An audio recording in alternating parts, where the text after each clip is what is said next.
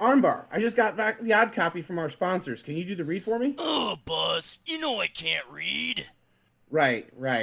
Oh, look, it's Doubletail. Barry, can you spare a minute? Sure. What's up? Also, I'm pretty sure I asked you not to call me Barry. Well, Barry, our sponsors gave us this ad copy to read, and unfortunately our friend Armbar here can't read, so can you do the promo for us? Sure thing. Hey there, sports fans. Baragon Doubletail here to remind you Bard Rock Cafe is brought to you by Dragon Master Games.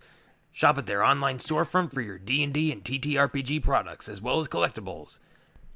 We are also now partnered with Metallic Dice Games, who make high-quality dice sets, dice bags, trays and towers, and other accessories. Follow our affiliate link and use code BARDROCK at checkout to save 10%, and a portion of your order goes to support the show. Finally, you can also support the show directly by subscribing to our Ko-fi. Subscribers get access to wild rewards like exclusive bonus content, tarot readings from Rook, social media shoutouts, and tabletop games with the cast. As always, all the relevant links can be found in the show notes. Now, let's rock! Support the show, or I'ma come near ya! You can't threaten your listeners. It's not a threat, it's a promise! Support the show, jabronis!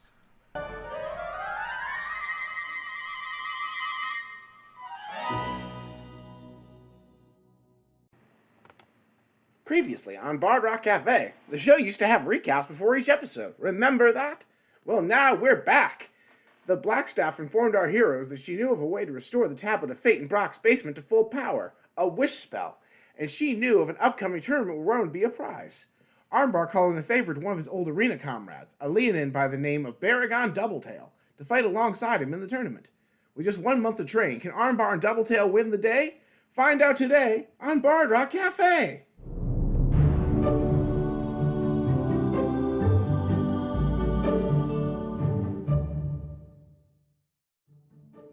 And welcome back to episode 36 of Bard Rock Cafe. At the end of last episode, we just kicked off a month-long preparation for a grand tournament on the elemental plane of fire, where a Jinn prince, or an Afridi prince, I should say, holds a tournament every 100 years, where the grand prize is a single use of the wish spell.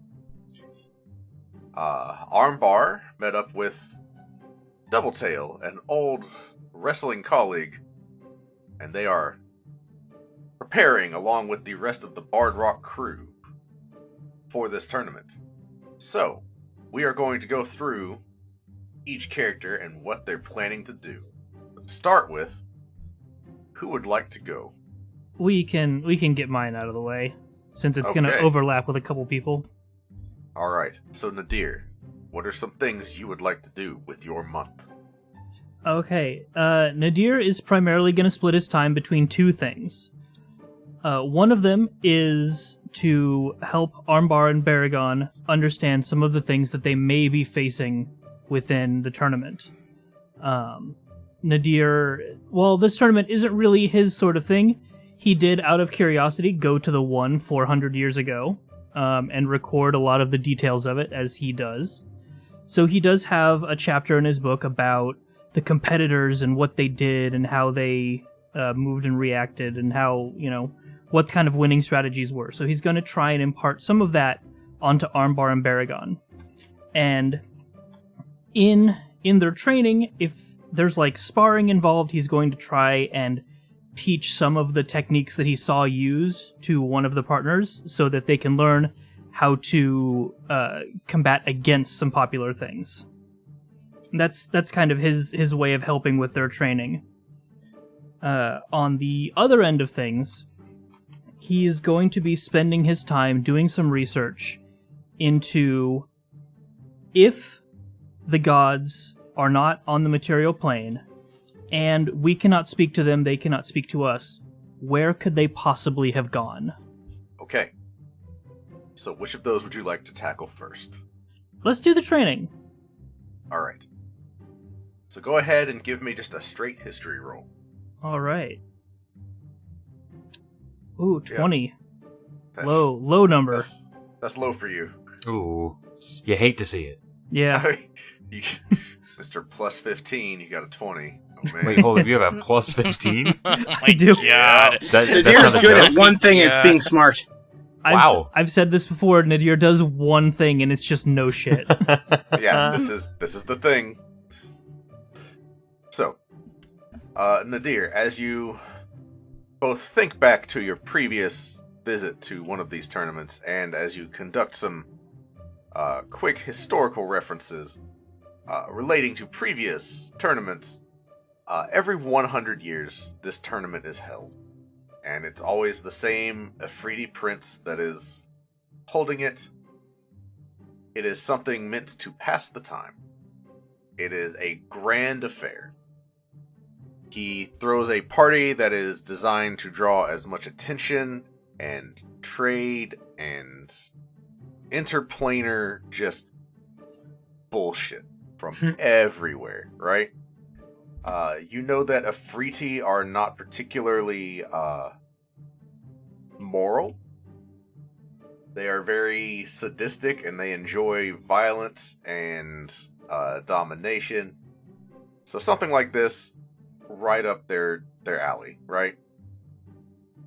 You would expect going to the Fire Plane to the city of Brass, where this is going to be held, that you will see a lot of, we'll say, indentured servitude, a lot of very domineering, elitist, violent interactions between the genies, who are kind of the upper class, and every other race and just background.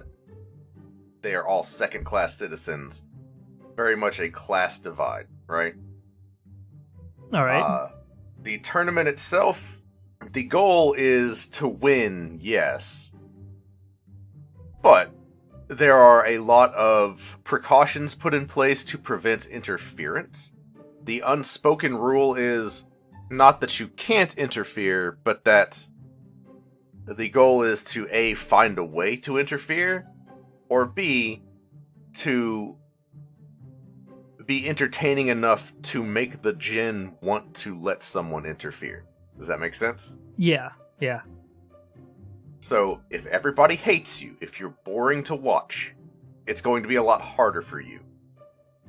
So, as much as it is a tournament and a cage match kind of thing, it's also a performance.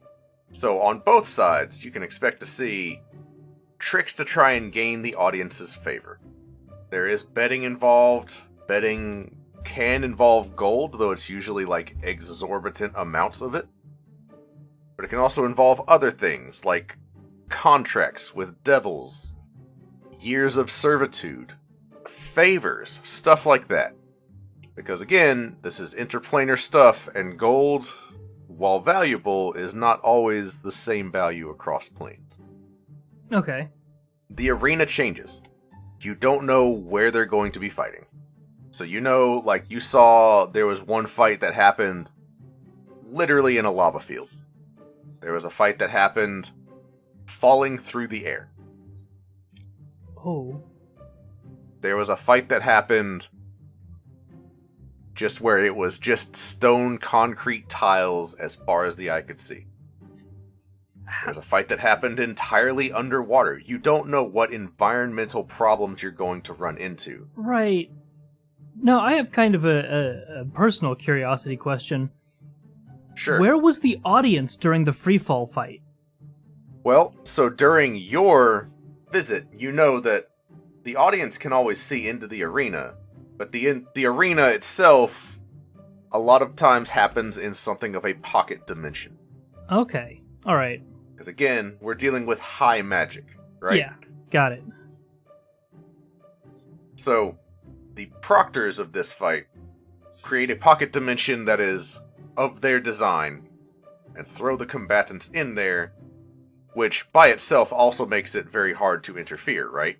Because of course anybody would want to cast, like, I don't know, haste or healing word or something like that. They're in another plane of existence. And by magic, everybody's able to watch the fight. All right. So any prep work needs to be done ahead of time or during the fight. And again, you can still interfere. You just have to convince the audience that you deserve the chance to. That's one hell of a precaution against interference. Good to know. So, opponents can be just about anyone, right? So, yes, there are humanoid opponents, right? There's also devils and demons. There's angels sometimes. There's... The Tarask. Do what now? The Tarask. No, why would you say No. that? Incorrect.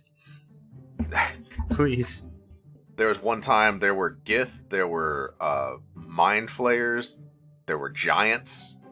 You don't know what you're going up against. The only rule is that you have to pay for entry, and the entry fee is steep. And you don't actually know what the entry fee is, and since it's not something you have to worry about, you still don't really know, but you could ask if you wanted to. So I don't know what the entry fee for anybody that was there at that one time. No. Okay. God, I hope this isn't like a The World Ends With You situation where they take whatever metaphysical trait you value the most. That would suck. Well, but you're not paying the entry fee this time either. I know. But again, you suspect it is more than just gold. Yeah. Because gold is only one form of currency, and this is an interplanar event. Right. So knowing all of that, did you have further questions you wanted to look into?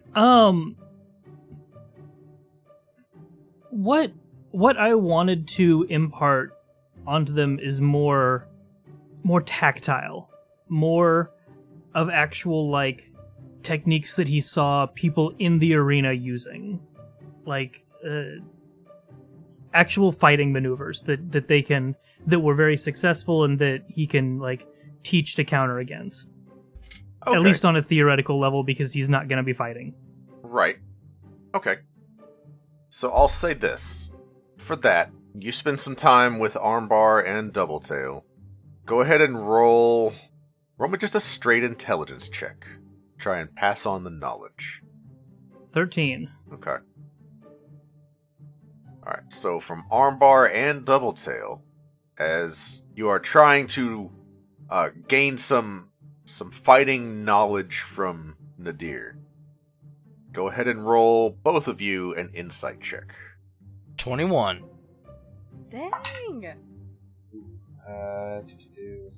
I listen good!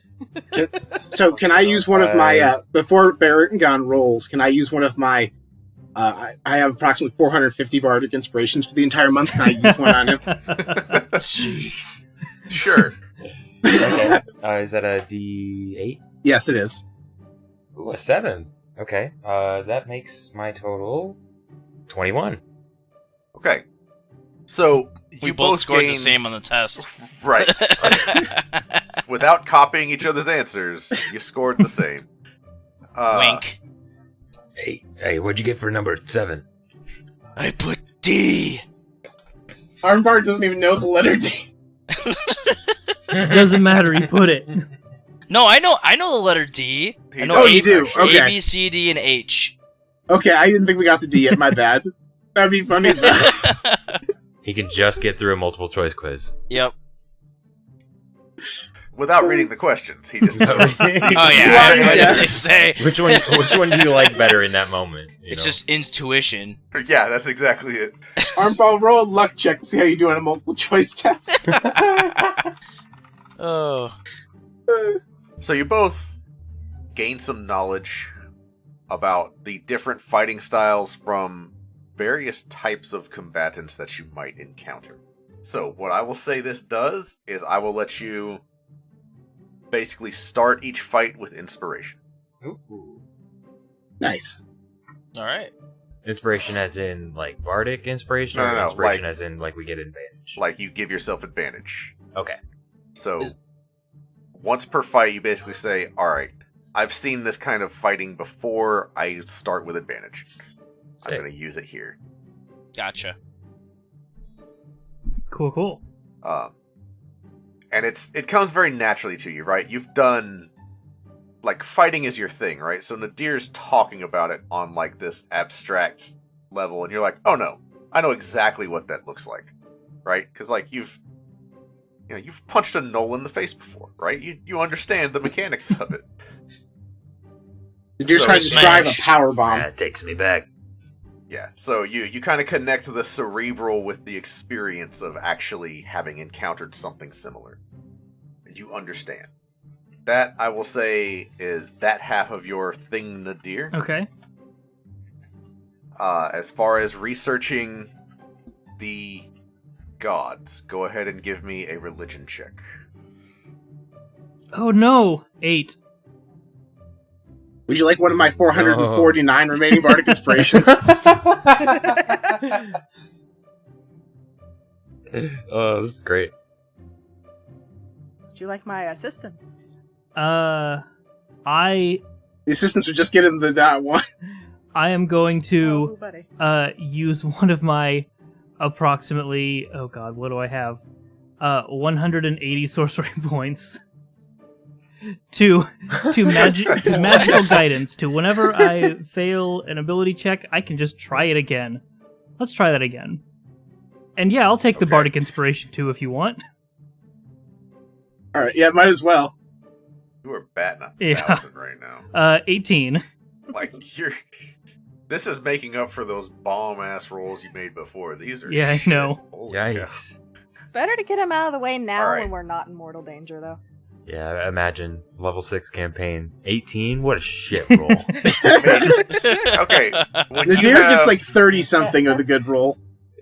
Nadir rolled a, 35? Like, you got a nat 20 with plus 15 on history check Yeah. last time? So I gave him, like, this 10-page dissertation on just all the shit Yeah. he found.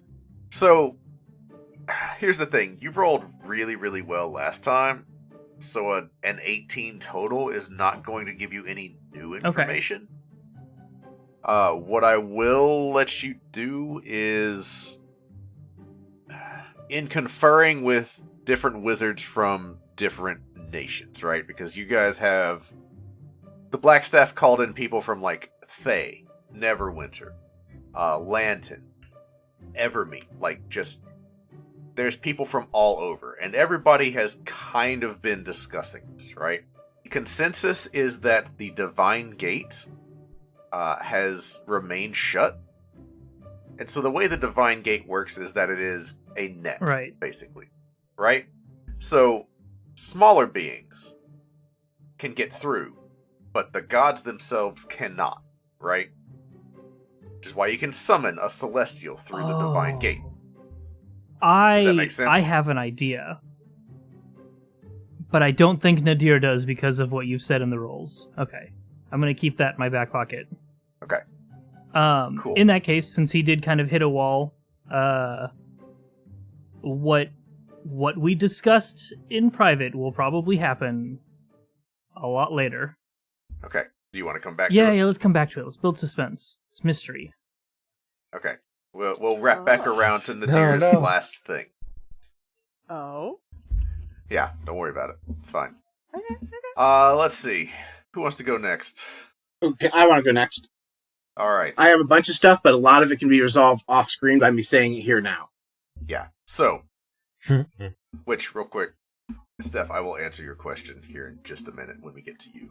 Okay. So, I'm not ignoring you. I saw. No, your you're message. fine. You're fine. Don't worry about it. Would you DM him or something like that? Yeah, Yes. I had one question I was going to ask before we got on, and we know how that went. Whoops. Sneaky. It's Epi. Of course he's sneaky. Yeah, Yep. it makes sense. All right. So, Brock's song. What would you like to do? All right, so the first thing Brock does is he has all three of his retainers go out and have merchandise made. Merchandising, merchandising, merchandising. That is how we're going to win over the audience. We're going to have t-shirts, action figures, commemorative toilet paper, the works. So that's what Brock's retainers will be doing for the next 30 days, is anything that can get help build the audience, getting food and supplies ready for the food truck, actually making sure the food truck is ready. So that's the whole 30 days for the retainers, is just getting supplies and getting ready to go to the other realm. Okay. And what your retainers very quickly find is that they have a lot of support, right? So if you go into, like, a designer, say, hey, we're going to be in this once-in-a-century tournament, and we want to use you as one of the producers for this stuff that we're going to be selling. People are jumping at the opportunity, right? So where before you might have to, like, bid to get people to, like, give a shit, you have people lining up begging you to give them a chance. And so you have your pick of, like, different styles of merchandise. People are coming forward with, what do you think about this? I'd be happy to give you, like, heavy discounts. And, like, we're talking, like, from across the planet, right? People are like, all right, Wow. high-end designers, people are just wanting to be the one that sponsored this merchandise for Armbar and Doubletail. Awesome. As for the food cart, so there is the Temple of Gond. Gond Right. is the god of invention and craftsmanship. He is a primarily gnomish deity, but you have, like, the high priests of Gond coming together, and while they can't call upon Gond himself, they still have artifice and wizardly magic. They put together, like, the sleekest food cart you could ask for. And because the express purpose is to serve food at this event, and you are representing Waterdeep and Faerun, you get, like, the works. So you have pretty much whatever you want as far as this stuff goes. Awesome. So tell me about the food cart. Tell me about the merchandise. What are some things you're wanting to have? All right, so I already said t-shirts, action figures. The commemorative toilet paper was a joke. But those two things, wall scrolls and posters, anything that, like, if you've ever been to, like, a major sporting event or any sort of, like, major show, anything. I want people from Waterdeep to be showing their merch. I want to be people at the audience to be wearing our t-shirts. Like, I'm going to have signs printed that we can just give to the audience and say Armbar and Doubletail. Okay. And yes, in the middle of all this, there is one very greasy halfling trying to give you, like, toilet paper with Armbar's face on it, right? But, like, it's not really sending the right message, right? It's kind of mixed signals. Exactly. So you should, nah, maybe not. But commemorative cups for yourself in the food truck that say Armbar and Doubletail's names on it. Oh yeah, we have commemorative cups. All right. Now, what did you have in mind for the food cart? All right, so I'm just imagining, like, a really big wagon, like, imagine, like, a double long covered wagon, like something really nice and regal. Like, just imagine, like, a fantasy food truck. There's, like, a little window on the side that I roll down and I take your order. And we already talked about having a spectral alpaca pull it. It's going to have a box of colding to keep all the food fresh, and it's going to have some sort of miniature kitchenette to be able to actually prepare the food in it. And it has enough space to carry, like, half a dozen people inside of it in the actual service area in addition to the driver's seat. Nice. And as part of the food cart, there are some other, we'll say, additions that are offered to you. Like, would you like the ability for the food cart to just spawn a few unseen servants to cover, like, automated tasks, right? Like, Yes. stuff like that. A semi-sentient stove that knows when it's warm enough or how to adjust the temperature. Oh, this is great. I like how much thought you put into this food truck. You've had some time, though. Brock proposed this idea like 10 episodes ago. Yeah. There is a gem of elemental flame that is used to power the stove. So think, like, you've all seen Howl's Moving Castle, right? Mhm. Yes. Think Calcifer. All right. Like you said, spectral alpaca doesn't fight. It exists only to pull the cart. You do also have, like, there are glyphs on the wall, and the glyphs change, like, different things. So you can change from one menu to another. You can change. There's one glyph that you can tap and speak into, and it activates a magic mouth that is basically functioning like a megaphone on top of the cart. It has all sorts of goodies that you can utilize. I love it. I'm so happy I have this food truck. And normally this kind of project would take a long time, but again, everybody understands there's a time crunch. So you have the most masterfully crafted magicked up food cart probably in existence right now. All right. So those are the things Brock's retainers took care of for the most part, taking specifications, overseeing those things. Good deal. What about Brock Song himself? All right, so there's some stuff for he's specifically doing with Armbar and Doubletail. He's planning on overseeing their training, but the first thing Brock does is actually ask Felix, first of all, to contact Jenny Greenteeth. Second of all, ask Felix, what do you have that we can give our boys to give them a better chance in this tournament? So first of all, Felix says, yes, I heard about this. I am happy to provide all of my wares free of charge to you. I will simply put it on the Blackstaff's tab. They are fronting the bill after all, and, well, I'm happy to donate whatever I can. So, I have a wide range of magical items that I'm happy to walk Armbar and Doubletail through in case they want an upgrade.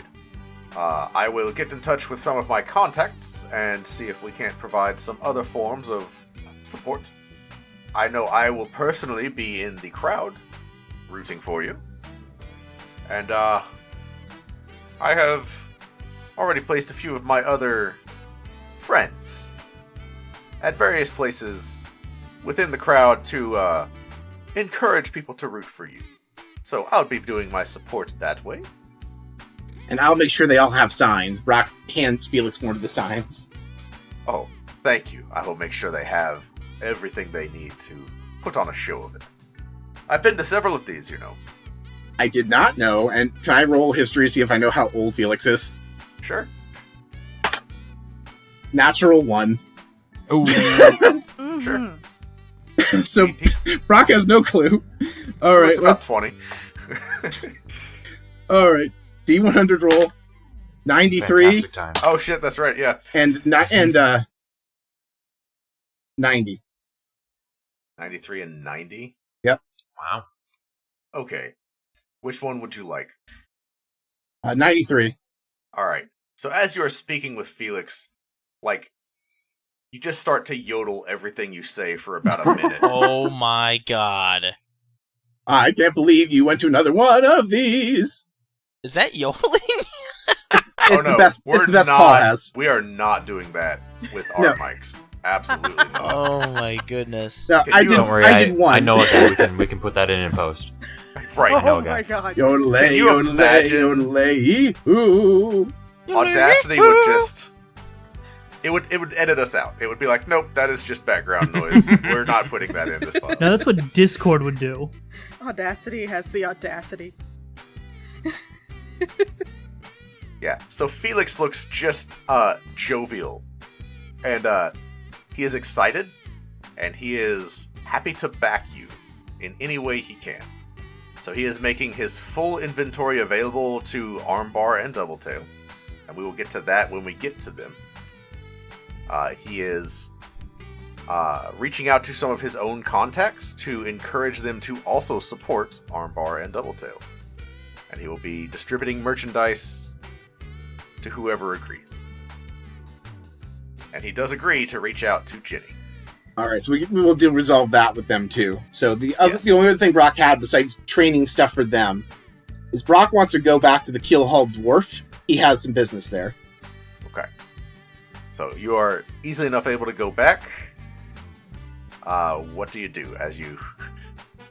you are escorted by the very chatty doorman who is telling you all about the history of the Keelhaul Dwarf and how they once had a giant stay there for a week and it was just crazy and we had drank all the ale and didn't get drunk and it was really wild because it was a fire giant. Looking back, they probably just like incinerated the stuff when it got to their stomach. And on this guy talks, right? Anyway, you get back to the bar.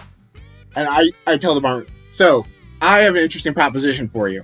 I'm going to be serving food and drink at a once-in-a-lifetime sporting event that's happening later this month. And I would let the alcohol that you served us last time, the stuff that got me drunk from smelling it, I would like to serve that at that venue. So, it's the same guy. It's Bearman again. He comes back Yep. and he says, well, it's good to see you again. You're a bit of a lightweight, but that's okay. I know who you're working with. You're working with Roland Armbar. He's an honorary dwarf around here. He managed to drink and not get drunk. Only a dwarf can do that. He's a dwarf no matter how tall he is. So you can count on our support. So yes, we will give you a case of that ale on the house. Don't sniff it, and don't let... We know he can hold his liquor. Don't let him drink it before going into the ring. It doesn't help. Oh no, I'm planning on serving this to the audience and possibly the other competitors. Ah. You're tricky. You're tricky like a lightweight would be. I like that about you. Not really. Jeez. Listen. Got a lot of dwarven friends. We're kind of spread out across, well, a lot of places. But, well, you can count on us to show up en masse to the audience. And, we'll cheer extra hard for you guys. And we'll distribute some alcohol of our own. You know, gotta make some money. Fantastic. When you get to the audience, keep an eye out. I have my retainers. They have signs to help everyone root for Armbar and Baragon. They'll hand you guys signs if you ask for them. Absolutely. Looking forward to seeing Armbar there. And his new partner. Must be a hell of a fighter to keep up with that guy. Think he can hold his ale? I think he can. He was a big, burly guy. He's almost as big as Armbar. Big doesn't matter. But alright. And as a result of this interaction, Armbar, because you were able to stomach their strongest dwarven ale and not get drunk or pass out, we will get to this later, but the dwarven families will make sure you have one audience favor Okay. Cool. going into these fights. I'll get favor. Just because you're really good at drinking ale. The only reason. Yep. That's it. And one day, as you are returning to the Blackstaff's tower to your quarters, you find, attached to your door by 2 arrows, is a fan letter for Armbar. All right, I see the 2 arrows, I see the letter, and I take it and I give it to Armbar later. I'll have to read it to him, obviously. Yep. And so that was all of my non-Armbar stuff. But now we get to the part where we actually train them. So Brock walks them the first day of training to the Temple of Tyr and says, I talked to my brother, and he has made arrangements with the temple to help us train there. And there are rings for the paladins used to train at the Temple of Tyr. I'm going to be healing people with my songs of rest and with all of my healing words for the day I don't need for anything while we're training. So I'm going to be helping the temple heal. The other thing I'm going to do is I'm going to get them training. So I get them in the ring, and I am looking for the lyrics of my song. You give them what now? I'm sorry. I just get them to the ring and like get them you get them situated. to the ring. I heard Yep. I give them the ring. I'm like, the fuck are you Well, talking about? We're No, getting married, dude. It's Right, fine. yeah. nope. I walk them into the ring, Partners. Take a hint. and I say, let's get down to business. Prepare for anything. You will come back champions when you leave that ring. You're a witless, dim, pathetic pair, but you can bet before we're through, I will make some champs out of you. And that's when the training montage starts. So in addition to overseeing their physical training, Brock is going to teach Armbar the letters R and M so he can sign autographs. Let's go. And I want to point out, I have 400 plus bardic inspirations I can give him on this for these roles. Okay. And I want to So- teach him proficiency too in performance. Alright. So I am going to need an intelligence check, because Armbar, you are trying to learn a lot in the middle of training as Oh well. no. No, he's doing push-ups while looking at the ABCs for Barbarians book. Sure, absolutely. Still need an intelligence check. You can use your bardic inspiration as well. Okay. Yep, so they roll the D8. Oh, come on. Alright. Ah. So, you may learn 2 of the 3 things. Ooh. I'm gonna Right. learn. The letters R, or the letter R, the letter M, and performance as a proficiency. I think I need performance, and I think the letter M are the ones to go with, because I can I was gonna fudge. say, I think you get more mileage out of R. I think. Yeah, you 2 R's. But it's you said M. Well, I was kind of thinking like we can mess up the R's and it'd be kind of funny. Now, is there any way I The can roll R's are- performance one to of the try R's and is get him the backwards. performance? Yeah. What's Or that? if you don't, I'll tell you go what. with- I'll tell you what. I'm looking for a 25. If you get a 25, I'll give Armbar the other letter as well. Roll performance. All right, so that is a natural 20 plus 11. Hey, Armbar. Damn. So you learn Let's go. R and M, and another letter of your choice. What? do something No. crazy. Do X. Yeah. But why? Oh, Or why? Y. That works too. Why? We'll go with Y. Okay. I was gonna say get crazy and do some punctuation. Learn an ampersand. Oh shit! Get an exclamation. Hey, I was Dude, gonna say get the exclamation. point. Yeah, I was gonna say And then exclamation. you can sign things armbar with an exclamation point. at the You end. know what? Sure, I'll give you exclamation point too, just because. Why not? Armbar, exclamation point, that's his autograph. Yep. Oh Yes. man. Yes. All right, and then for my D100 rolls, I rolled an 80 and an 11. Okay. These are probably not going to be super relevant during like the month downtime, but we'll see. They're still you- funny. You might get another mini bar. You never know. All right. So 80 and what? 11. 80 and 11. Okay, sure. And all right. So these are both dumb. Just pick one. Let's do 80. Okay. You and Armbar both cast command on one another. Well, I command Armbar to do some push-ups. Armbar, what is your command for Brock's song? I command Brock Song to be underneath me while I do the push-ups. Like I'm pushing on him, so it's like pushing off Yeah. of him, so What? like Oh, yeah. takes him away. No, Brock does that, and Brock's like yelling encouraging phrases into Armbar's face every time he comes down for a push-up. Yeah, Okay, sure. So like, it's the command spell is 1 round, so like you are forced to do it for 6 seconds.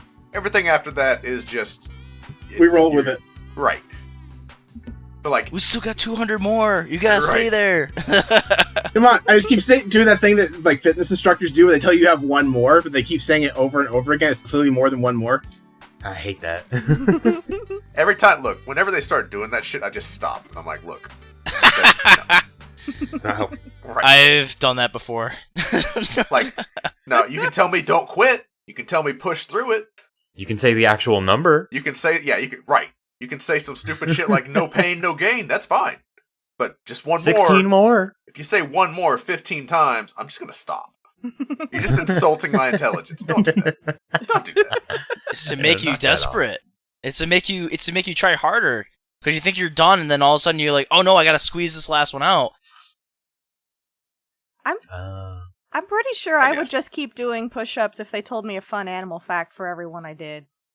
Oh my gosh. That's funny. Orders made for life. Thank you. Thank you. Wombats pooping cubes.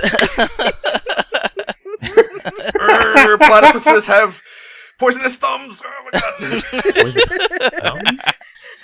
Okay. What? All right. Do they? Penguins give rocks All as engagement rocks. So My wife Brock just spends the texted rest me of as somebody trying to take a shit. Listen, We're doing the armbar fiber segment I was telling you about. I'm sorry, the what? Armbar fiber? We're getting some. Our bar got some interesting sponsorships for Hold this. on. year. too much greens. We're talking about spinach. Just never mind. Anyway, go ahead. There's a Popeye joke in here somewhere. I ate me I'm spinach. monitoring their diet, making sure they're eating the best food for training because I am a trained chef.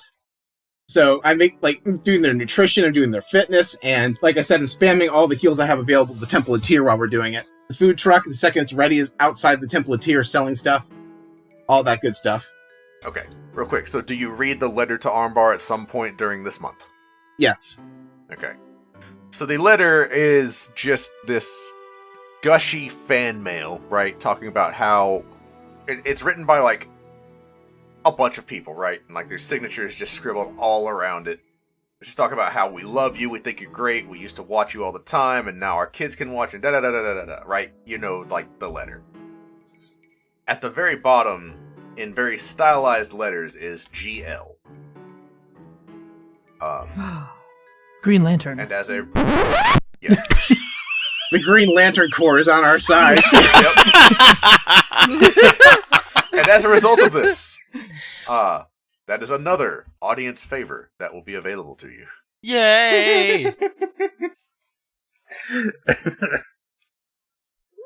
I'm sorry. Just the tone, the gasp, and the Green Lantern got me. So quick with it. You've cracked the code. Okay. Was there anything else from Brock's song? Nope, that is it. Brock is ready. Okay. So we got Nadir's done, Brock's song is done, that leaves Epi, and then Brock and Doubletail. Armbar and Doubletail. Brock's done. Shit, sorry. Yeah. Oh, look, it's late, okay? It's all good, playa. Let's go Epi next. Okay. So, Epi's got a whole month, and he's been raising the dead for certain underworld organizations for 2.5 years now. Jeez. It's time to call in some favors. I'd like to see if I can't get Armbar and Doubletail some, people to fight that could teach them the less than honorable ways to fight. Like somebody who can teach them a good bar fighting, maybe some improvised weaponry, all that good stuff. Let's see. And I'd also, with a lot of my little contacts, I'd like to kind of get in good with some of their wizards and maybe copy down a few spells that'll help people edge through a fight without necessarily having a wizard in the room. So I'm going to learn Bestow Curse, Enlarge Reduce, Protection from Good and Evil, and because it's gonna be really fun and I don't know how or when, Jump. When you go to that top turnbuckle, you're gonna get lots of air. Jump yes. is really fun under the right circumstances. It really is. And y'all remember that early episode where Armbar got the bouncy flubber-like effect? Yeah. Yes. Did the arm drop 3 times in a row? Yes. Imagine just doing that, but at will, right? It's not random. You just jump 30 feet in the air and drop on somebody. Let's go! Jump! Let's go. Alright.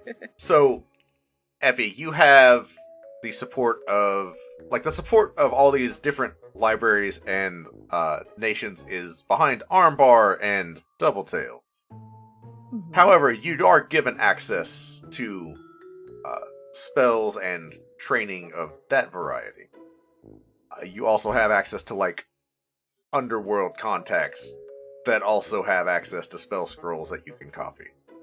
So over the course of a month, you are absolutely able to copy down those spells. I told you you could get this many spell slots worth over this month. And yeah, we already discussed that. You get those spells. Okay? Mm-hmm. As far as getting sparring partners and training and whatever from underworld contacts, Armbar and Doubletail, over the next month, there are various days where you have unique sparring partners. There are some common ones, right? Like thugs and street fighters that fight dirty. There's also some really strange ones. Mind flayers. Githyanki. However you say it. You get to fight 2-on-1 against a large demonic minotaur. You are even at one point paired up with a black dragon. Jeez. Wow. What are you giggling about? What's so funny over there? She knows which one of her underworld contacts had a dragon lying around. Look, I saved their grandmother. They owed me. Right. Oh my gosh, what They more owed is me there a to learn dragon. about you, Epi? Y'all are about to learn some of what, Epi had a business before this. Yo. Damn. Wild. as a result of this specialized training, anytime you guys fail a saving throw, once per fight, you may choose to re-roll. Wow. So we just get Indomitable. Sweet. Basically, yeah. You get one use of Indomitable per fight. Okay. So, like, So we have. in fighting this black dragon, the acid breath sucks. But you learn how to predict when it's coming. Or, like, when you're fighting the Mind Flayer, you know when they're about to scream into your mind, and you're able to brace for it. That's kind of the narrative behind it. So far we have an inspiration once per fight and a free Indomitable once per fight. Yes. Correct? Epi. Additionally, as part of this, you gain them another audience favor that they will be able to use. Nice. As your underworld contacts reach out to their underworld contacts, everybody knows something's wrong. Everybody knows that armbar winning and double tail winning is for the good of everyone, right? Mm-hmm. And so, like, yes, criminals and the underworld contacts, they're all very selfish. But even they, like, rely on society functioning. Mm-hmm. And it's starting to, like, strain under the pressure of healing magic and divine magic has stopped. So they want y'all to win. So, that's that part of it. Oh, What else you got? Epi's one is kind of long. I had way too much time to think. So, speaking of underworld contacts and more things to learn about Epi, like at least a couple of days, Epi's gonna bring Armbar and Baragon out to the field ward. He's on the way. He's gonna tell you guys, his friend Goose has been hooking him up with, sparring partners that you guys get to fight. He leads you out to what is essentially just this briar with just dandelions covering this really not very thick soil. And so he's just gonna be like, alright, so I can't help you with everything, but I can definitely get you some partners that'll help you with the finishing moves. Actually killing things. And maybe, and he sets his book down, and he starts casting this spell, the ink boils, it pulls in the spine of the book, he dips his fingers in it. It's kind of like, what in the world? And he's like, so I'm gonna give you some partners that might actually kill you if you don't kill them first. It'll be good practice, don't worry about it. And he just jams his, like, inky black fingers into this soft dirt with dandelions in it. All the dandelions shrivel up. And after about a minute of talking and seeping in, 2 zombies just crawl out of the dirt. It's like, alright, Goose delivered some big ones, so this one, that's Trunk. That one over there is Bull. Terrible dudes that are out here for a reason. And he turns around and looks at you, his irises are his whole eyes are completely black, and he snaps his fingers, he's like, alright, have a go at him. See how good you do. And he runs off to the side, sits down on a rock, and the zombies go at you. And this will happen as many times as you want to fight, undead. Yeah. So through Epi's personal edition, you gain experience fighting undead opponents. Learn that, you can't just punch them and expect them to feel pain. You get undead experience on top of all the rest of it.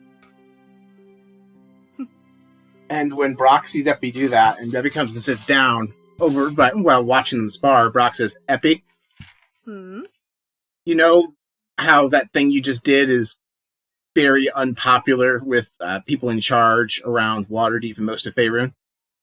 Yeah. If you help me become a Masked Lord, I will do what I can to make it less frowned upon. Epi kind of looks at him. Alright.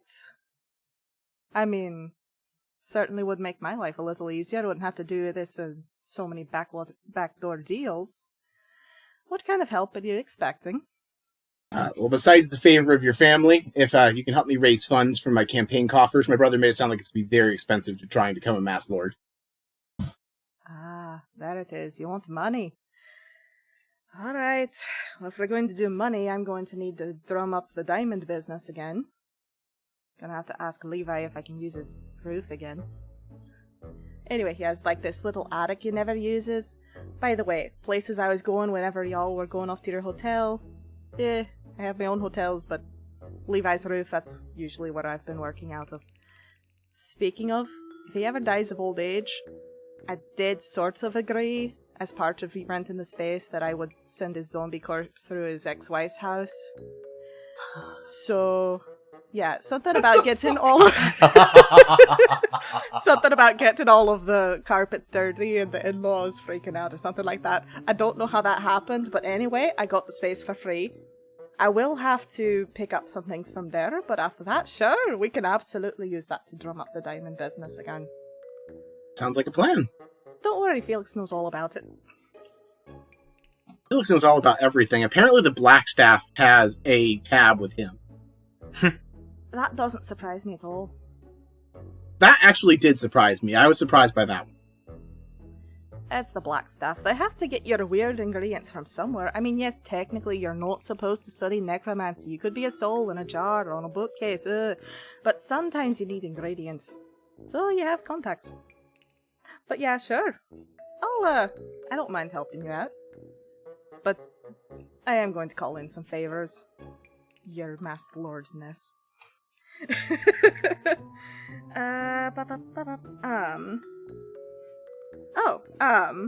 At some point, Epi's gonna hand Armbar this one kind of thick coin that he has in his pocket. And he's like, alright. So this coin, if you flip it, you're either gonna do fantastic at something, or you're gonna be terrible at it. It's really 50-50. Coin of absolutes, don't ask how I got it. But if you really, really need to be good at something, 50-50 is a better chance than anything else. And I hand him the coin of absolutes. That I got from a certain guest appearance. Crossover event? Yeah. Yeah. So, Armbar, the way the coin of absolutes works is you flip a coin. If it's heads, you get a 20. If it's tails, you get a 1. Alright. So you are either going to get a nat 20 or a nat 1 if you flip this coin. That's cool. You can Guaranteed use it- wild magic search. Correct. Does it go anywhere? Like, does it disappear when it's done, or? It's a once per day. Yeah, once per day. Oh, once per day. Well, I ain't much for a gambling man. But I suppose there might be an instance where I might need it. Thank you, my friend. I appreciate it. Absolutely. I'm looking forward to seeing you win. I actually haven't gotten to see you wrestle before. This'll be interesting. Oh, you ain't seen nothing yet. Nothing means nothing. Nothing means nothing. I feel like I have been imparted with some wisdom that I will have to digest later. Never mind that. Just look at my muscles. Oh!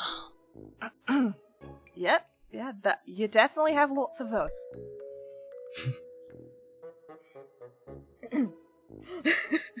Epi is going to look at his feet for a little bit. Let's see. And All of Armbar's feet muscles. I flex my toe muscles. oh god, Epi is looking at the ground. Oh god. This technique passed down through the Armstrong family line. For generations. Oh god. What you looking at, Epi? Oh! Oh! I'm looking at the ground. I can look at the sky if that's better. It's just clouds that look like me flexing.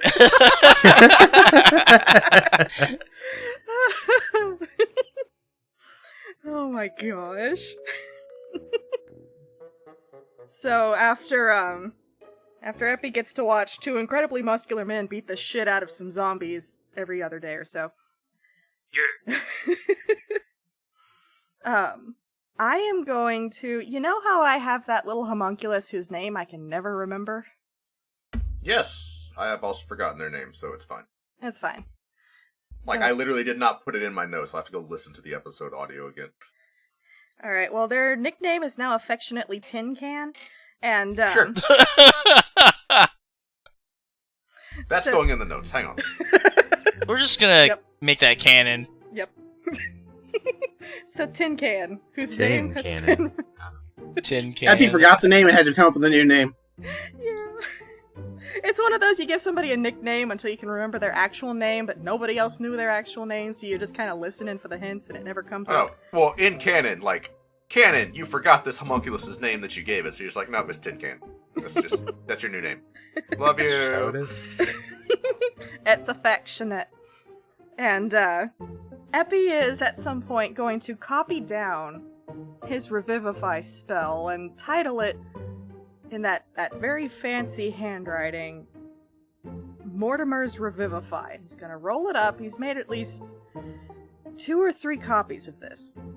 And he instructs the homunculus to fly 1 copy to the Blackstaff, 1 to the wizards that are now stationed outside of Patricia's hut, and of course he has to come visit with Mr. Spicy every so often. You know, gotta see Mama.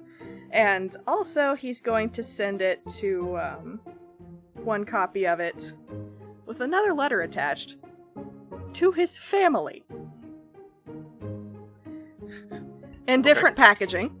You know, one Sure. is the spell, one is a letter that goes to his family that just, you know, very politely mentions that he's going to be back in town with a friend eventually, and he's going to bring a friend over, all that stuff. Look forward to seeing you guys. It'll be a couple of months. I'm not dead, just letting you know. All that good stuff. Okay. Alright, so you're passing out your version of the Revivify spell. Yeah. And I'm naming it Mortimer's Revivify. Okay. So this is a wizard version of Revivify. Sure, passing out. When in this month do you do this? After I've gotten a lot of diamonds. But, once I've So got maybe closer to the end, like after you've had a chance to get a good horde going. Once By I've the way, got I a crunched good the numbers long for Stephanie. client If list. Stephanie uses Revivify the maximum number of times minus Arcane plus Arcane Recovery minus Necromancy, it works out to 27,000 gold worth of diamonds. Good deal. Somebody did the math on that because apparently I I'm literally not a played a campaign math fund. magician, everybody. Behind the curtain, I'm an accountant. And I think I may use a final copy of the Mortimer's Revivify as kind of an intro when I go to talk to Saren about a certain deal I was offered a while back.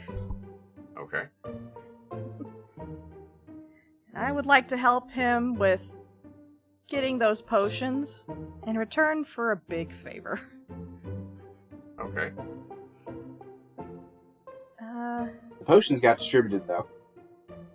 This is true. I've been distributing the things and it's kind of a like, hey, here's your copy because you're probably not going to be able to go into a big wizarding place and get revived. It's fine. And I'm gonna offer them my help, yeah. Because they asked Alright, so for it. you are offering what, to help revive some of the guildless and whoever is working with him. Mhm. And in addition, And- I can do some spying on noble families and stuff like that. Maybe some reconnaissance. I mean, I do have some degree of nobility and also a Okay. changed appearance. So what are you asking for in return? Okay. So in return, I would like to get some things to help buff my friends in the fight. Stuff like, an anti-scrying necklace, which I know is a thing. Maybe some fire resistance or water breathing stuff just in case. Feather ball boots if they have them. Anything that could be a total buff in an environmental crisis. Okay. So, for each match, you, Armbar and Doubletail, you will, between the two of you, have access to one potion. Not a healing potion, but one potion. And this is at the start of each match. You choose which of these potions you want. The potions are hang on one second, I had a list. A potion of flying, Hell yeah. a potion of growth, a potion of greater invisibility, a potion of cloud giant strength, and a potion of speed. Sweet. So, once you take the potion of strength, that's off the table for future matches, right? Right. So you pick which match you want to take each potion. And it's one between the two of you. It's not you both get a copy, there is one of them. Right. That is what Saren and the Guildless offer you Okay. in return for Epi's help. Thank you, Epi. You're welcome. I had to call in all of my favors. It's fine. It's fine. That's what they're for. Okay. Thanks, Abby. You're welcome. Okay. And then near the end of the month, after you've had a chance to, abuse your monopoly on Revivify, you distribute your copies of the spell. Yeah. Okay. Although Was there anything else? I may give a copy to Patricia near the beginning of the month, since she runs that free clinic for regular people. Patricia can't learn it. She's a druid. She can find some wizards. I will send doesn't some matter. more acolytes of the Raven Queen from Okay, the underworld okay. that need, some college funds. Interns! We got some new acolytes. They're training. So, Okay.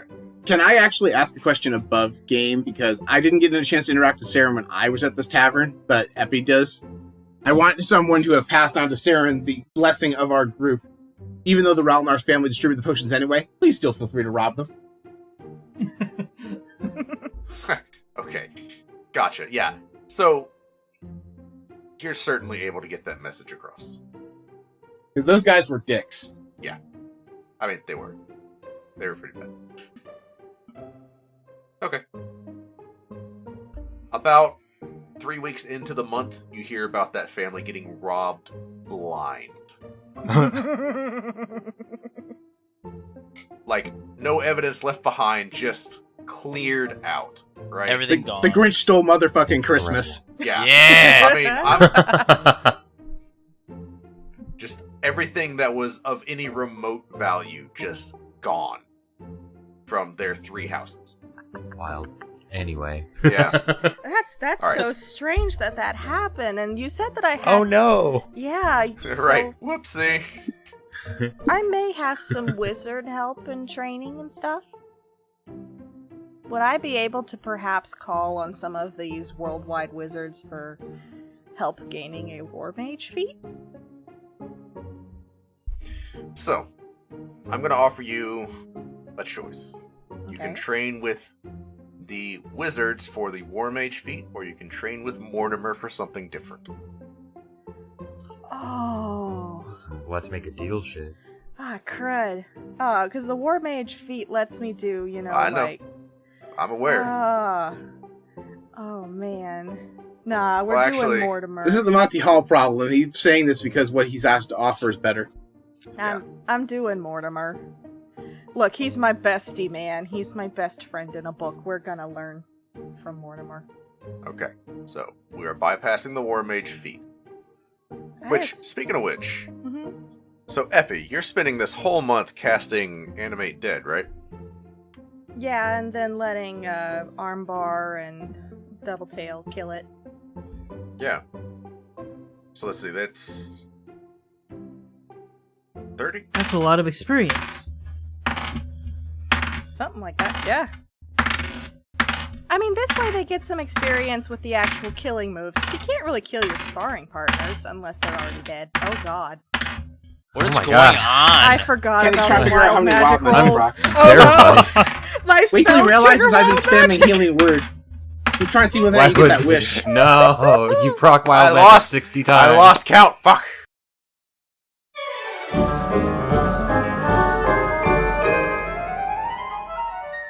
Epi, we just opened up a gift shop to help raise funds to rebuild the Bard Rock. Look at this fancy new design. I'd love that on a new t-shirt. You are transported to a world of t-shirts, all identical. You can feel your sense of self slipping away from you as the shirts reach out and grab you and assimilate. I cast Dispel Magic. Epi, where'd you go? Wild magic. Don't ask. It was terrible. So, where's the gift shop going to be? Oh, well, we have two storefronts, bardrockcafe.redbubble.com and tpublic.com/users/bardrockcafe, so anyone can support the Bard Rock. You know, the coffee mug is really cute. And that's not all we sell. We have t-shirts, hoodies, children's apparel, baby Bard onesies, Rock notebooks, Cafe's gift shop stickers. is now open. Sales go to support the show. So if you want to help out and also get some cool Bard Rock Cafe merch, go check it out. And that's everything we had so far. Epi, are you listening? Did you say something?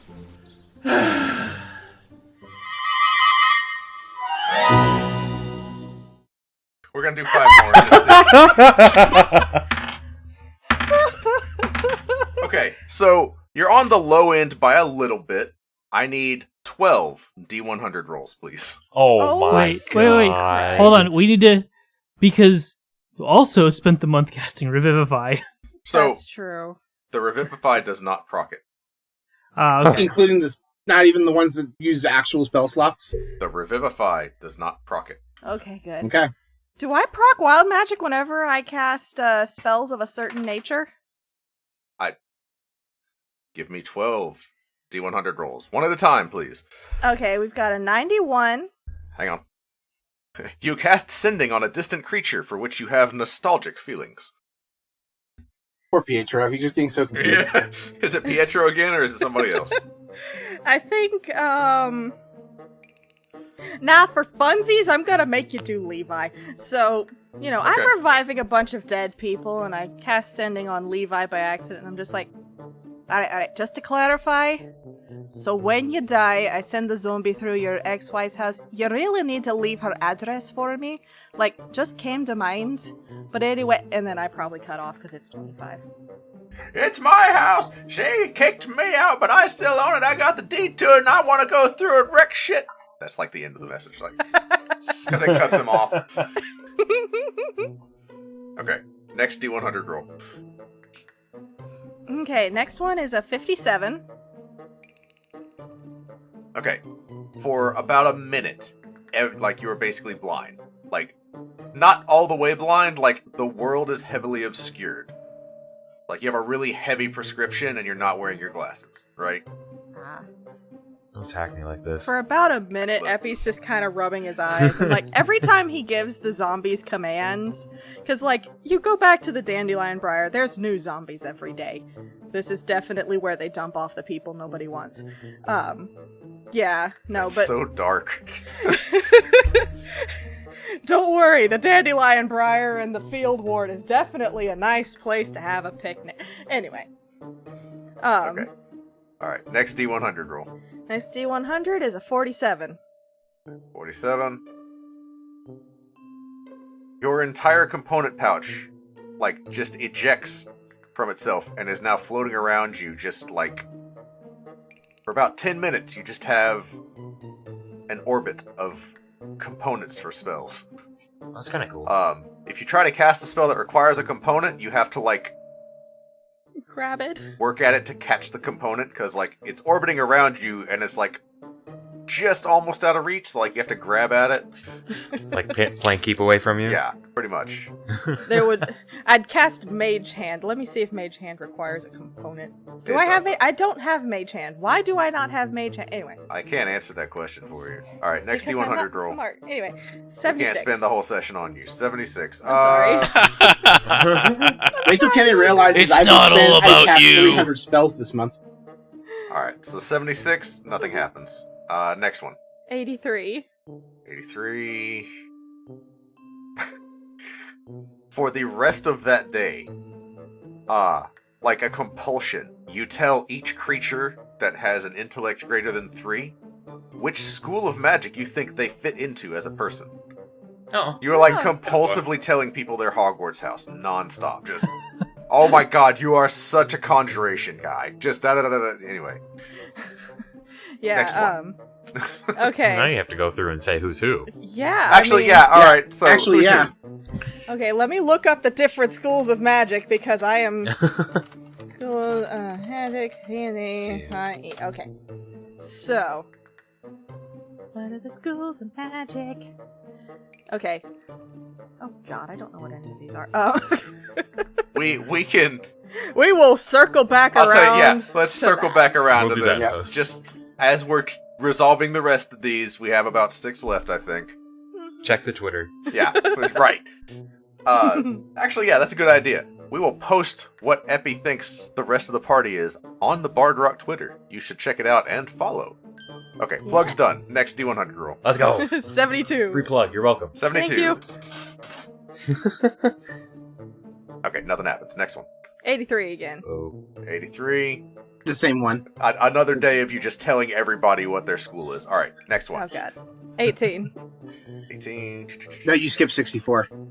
Oh, I did. 64 and 18. 64 and 18. Yeah. Okay, 64 nothing. 18. I'm gonna say nothing. Like technically something happened, but anyway, 18 nothing because that's dumb right now. Fair all enough. right. I think 2 more. Yeah, 2 more. 8 and 22. 8. Mm-hmm. Okay.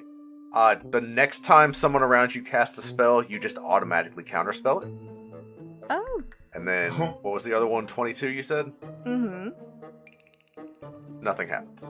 Okay. So, Like Kenny, something happens, but nothing happens. Anyway, go ahead. so if you're counting all the times Epi cast a spell in the last month, Brock spent all his spell slots every day casting Healing Word at the temple for a total of 300 spell casts. I did say I was doing that. That's not something I'm adding just now to make things difficult. And I double proc. I don't know how you want to resolve that. Just one big one. We will resolve that off screen. We can do that. Just you and me get together like an afternoon and roll some shit, and we will just. I'm hearing bonus Patreon episode. Sure. Oh, I'm saying. Something like Patreon. Just us episode, reading Brock's Wild Magic Wonderful table. Wild Magic. just the Like Brock song event. the cascade magical failure that happened during this month from Brock Song at the Temple of Tyr. You could roll a D100 to see how many D100s I trigger. Might be easier. Technically, yeah. But also off screen. Anyway, Rather than Okay. us rolling 600 times. that was more me just dicking around. I forgot that like you actually roll like a fuck ton of dice to see how many wild magic procs. Alright. Epi, I think this that will be the was last everything. thing for you, okay? Yeah. And then we The gotta Mortimer move on. thing. No, that's the last thing on my list too. Okay. I wrote too many things. As you get the thought in your head that, you know, you have all these powerful wizards around you and you could train with them. You can get a lot better. There is almost this compulsion. Like, you could go train with them if you would like to. But it's like this instinct to, no, I should not be known by these people. I need to hide myself away. And instead, you turn back to Mortimer instead. And Mortimer begins to teach you a very complicated spell that you have not seen before. Oh. And over the next month, as you train this spell, because it is a very unique spell, that pressure to hide kind of resolves as the idea in your head to get around these powerful wizards, you know, Mordenkainen, Zostam, just all these different really high-ranking, powerful wizards. You're staying away from them. And in turn, Mortimer's teaching you something different. You are learning the spell Pan's Animated Shadow. Ooh, what is that? So, much like Animate Dead allows you to animate a dead body, Pan's Animated Shadow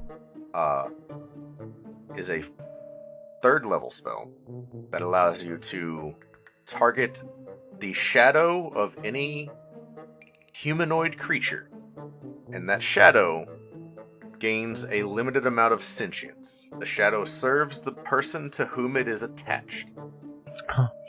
Oh, I like this spell. That's contextually great for this tournament. Yes. Yeah, it is. The shadow can detach and take actions as if it is like its own creature. It has the statistics of the shadow monster from the monster manual. If it stays attached, the shadow is not required to mimic the movements of the person.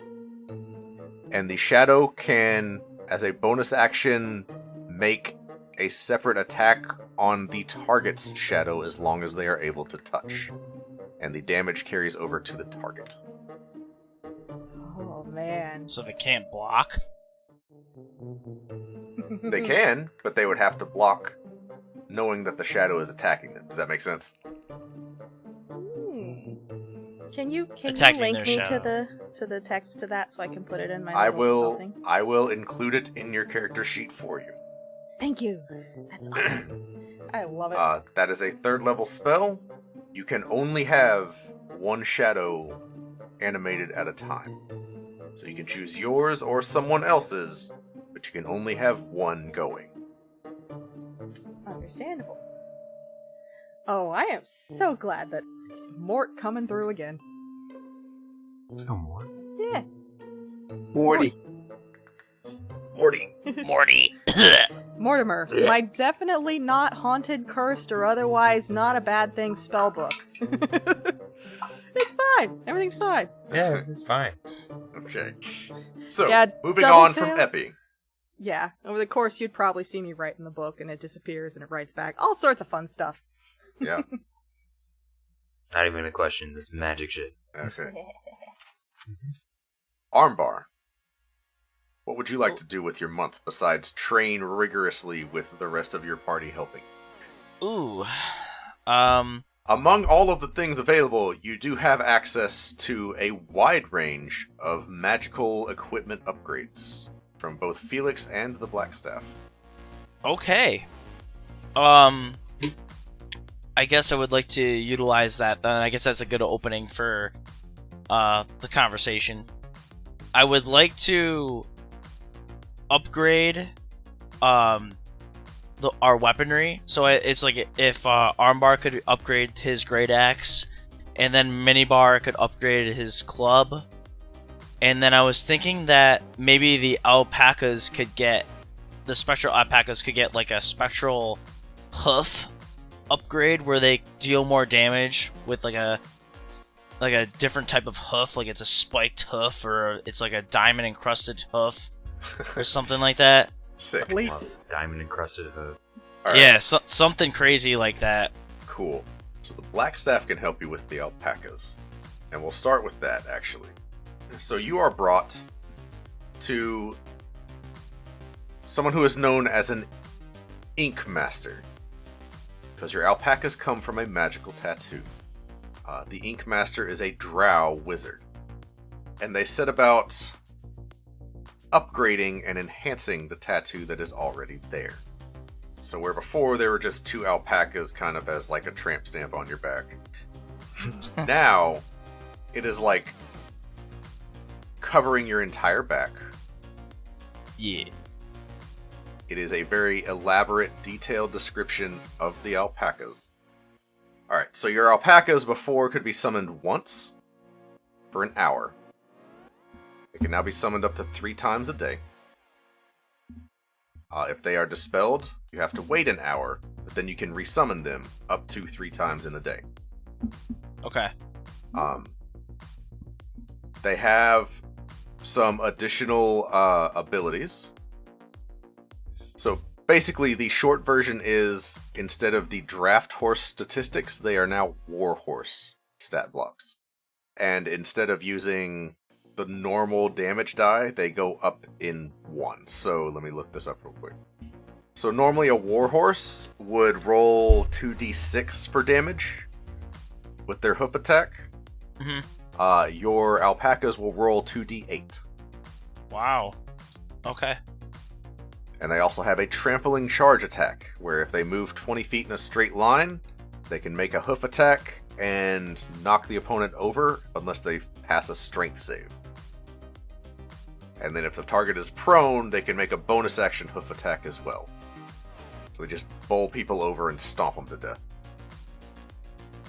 That's awesome. I will link you to the Warhorse stat block for you to look at. Okay. So other than the alpacas, with the weapon upgrades, we would probably give those to somebody that was efficient in or proficient in upgrading, like blacksmithing, to be able to upgrade them. And whatever they do with them after that, like, I didn't know if anybody else, because like Armbar doesn't know stuff about magic and all that kind of stuff. So if he gives somebody a weapon, it's gonna be, hey, make this thing hit harder than it did before. So if anybody has, like, if anybody was with Armbar at the time that he gave the weapon to somebody to upgrade, that they could say, hey, add an effect or something like that, or a rune to it or something. So I'm going to leave that up to the rest of the cast to figure out, but I would like to have the base weaponry upgraded if possible. Okay. So you are put in touch with some dwarven smiths who increase your great axe and minibar's club. They are turned into +2 versions of themselves. So +2 to attack rolls and damage rolls. And they also add to each of them the enchantment, whenever you roll a natural 20, you roll an additional damage die on top of the normal critical hit damage. So for your great axe, normally you would roll 2d12, you now roll 3d12 when you crit. Wow. And with the club, it's a d4. Instead of 2d4 on a crit, it's 3d4. They are also magical and therefore resistant to corrosion or destruction. Right. And they deal damage to stuff that resists non-magical damage. Correct, they do. So you can now club a ghost to death again. Yes. Okay. You are also given a couple of items. You are offered Bracers of Defense, which give you +2 to your armor class, but you have to attune to them. Wow. You are given a Ring of Feather Falling, which, as a reaction, you can expend one of the 3 charges in it to cast Featherfall on yourself, which will keep you from taking fall damage from a long drop. This does not require attunement, you just have it. Okay. But you go do that 3 times before the next day. Oh, so it refills after the next day? Yeah, so like at every dawn, you get back the 3 charges, right? Oh, okay. So if you spend it 3 times in the day, it's done until the next dawn. Which, if it comes up, is 6 a.m. in-game. Okay. So you All have right. gotten some swag equipment upgrades. Your tattoo is now stronger than it was. What else would you like to do? There's an easier one, which is mainly like we have to be ready for favoring the fans. And what do the fans like to see?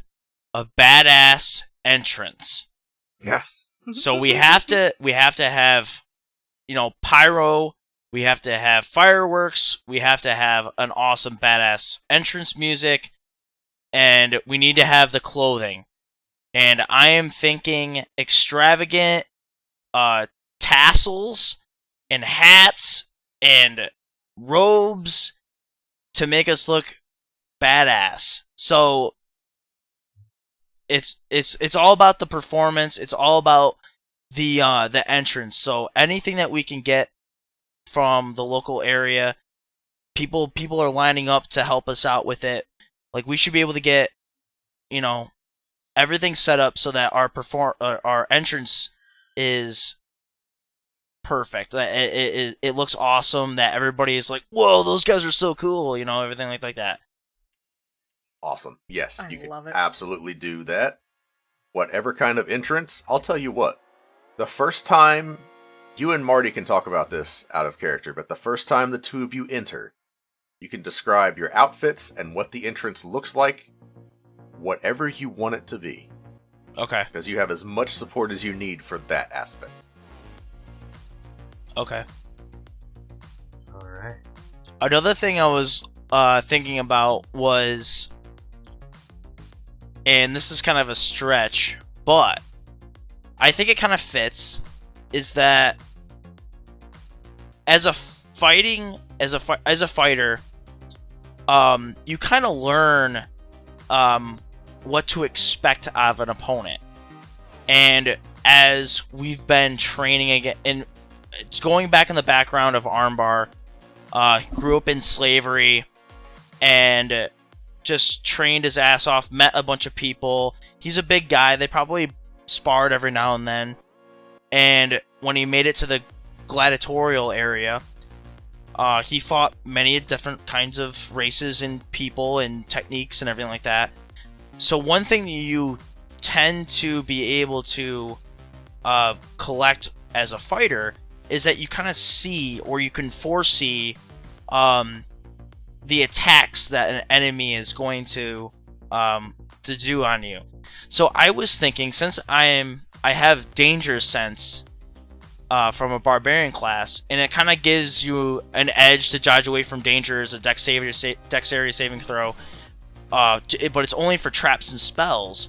I'm wondering if in combat I could get some kind of upgrade to be able to, like, maybe sense how I'm going to be attacked, like get foresight on an attack, so then I can counter it, or I can move out of the way, or do an attack, or take less damage. Like, I thought that was kind of an interesting thought. I like it a lot. So, do you have danger sense all the time, or only when you're raging? It just says at second level, you gain the uncanny sense of when things nearby aren't as they should be. Okay, so you just always have it.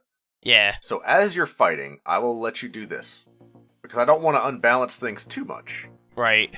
But whenever you want to, you can use your reaction, which you get one of per round, right?